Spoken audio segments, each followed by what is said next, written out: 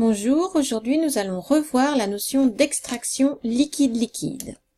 Alors, nous allons commencer par des rappels de seconde dans une technique d'extraction par solvant, qu'on appelle aussi extraction liquide-liquide, une espèce chimique qui est déjà présente dans un solvant S1 et qui doit être extraite par un autre solvant S2. Ce solvant S2 est alors appelé solvant d'extraction ou solvant extracteur. Il y a deux conditions que doit respecter ce solvant S2. La première, le solvant S2 ne doit pas être miscible au solvant S1, c'est très important.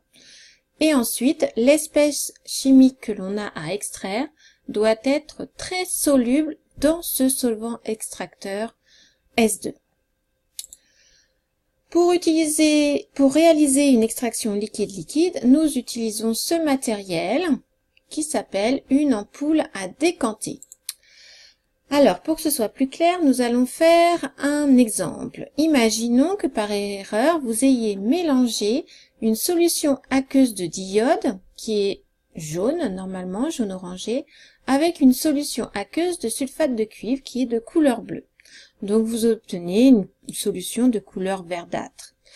Et vous voulez récupérer le diode. Donc, il faut donc extraire le diode de la solution aqueuse de sulfate de cuivre.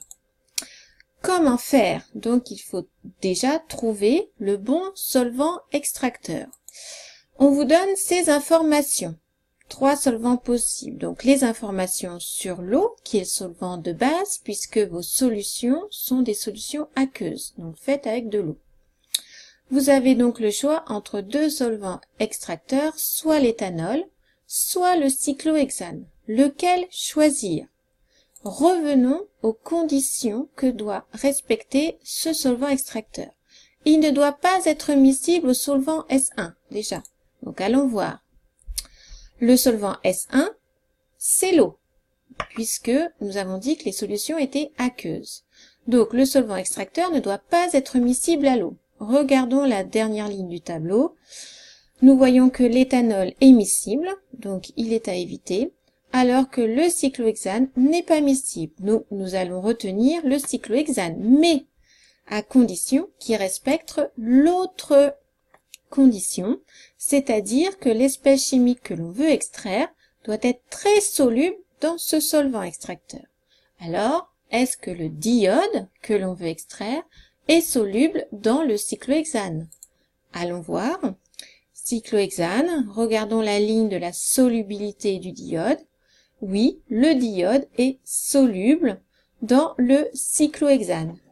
Donc, le solvant qui convient est le cyclohexane puisqu'il respecte les deux conditions, non miscible au solvant S1 qui est l'eau, et soluble avec le diode. Le diode est soluble dans le cyclohexane.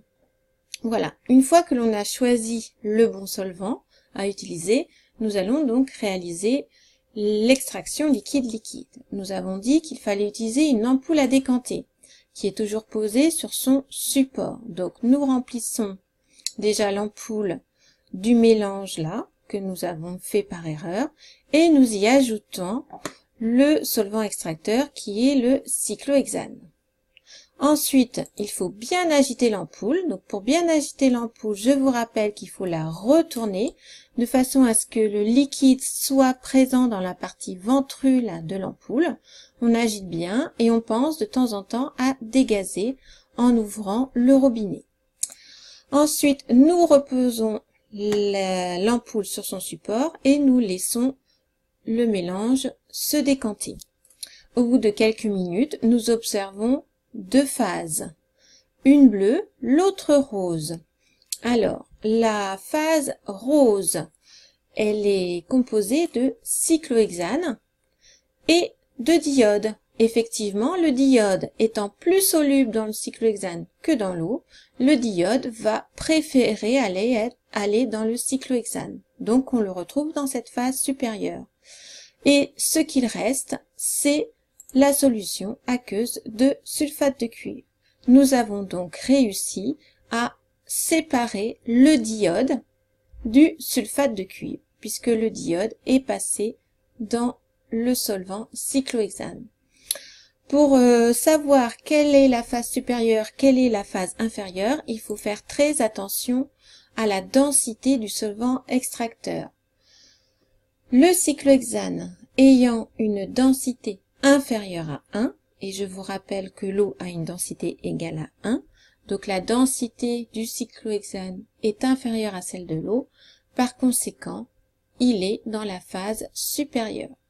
Ensuite, il suffit d'ouvrir le robinet qui se trouve ici, on place un bécher en dessous, on vide le sulfate de cuivre dans le bécher et il ne reste plus dans l'ampoule que la solution de cyclohexane avec du diode. Et nous avons terminé l'extraction.